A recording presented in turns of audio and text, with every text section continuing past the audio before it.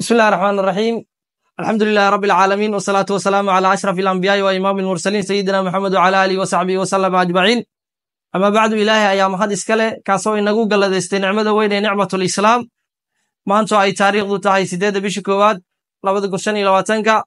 maalinimo Arbacaha waxa inoo bilowday oo halkan inooga daahfurnay imtixaankii dhexe ama nisfiga ah ee midtermka iskuulka hoose dhexe ee Rabiicul Ahli ana ku hadlaaya afka madaxa imtixaanaadka iskuulka hoose dhexe sare ee Rabiicul Ahli waxaan u rajaynayaa ardayda dhammaan ardayda Soomaaliyeed guul ayaan u rajaynayaa maadaama waqtigii imtixaanaadka ee midtermka lagu guda jiro gaar ahaan ardayda Rabiicul Ahli ee dadaalka halkan maxaa la dhahaye ku muujiyay dadaalka miradhalka ah ee soo dadaalayaan kala barka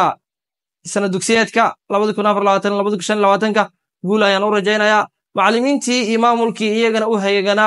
juhdiga tirada badan ku bixinayay iyo waalidiintii iyaga laftirkooda juhdiga la garab taagnaa ardayda Soomaaliyeed waxaan leeyahay abaalkiina janna Allah ka dhigo lama soo koobi karo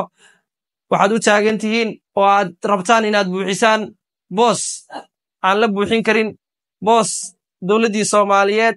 ee xilligii burburka ahaa ilaa maantadan la taagan yahay banaana ay waalidiinta Soomaaliyeed iyo macallimiinta Soomaaliyeed u istaageen xilli kala guura xilli burbura xilli lagu jiray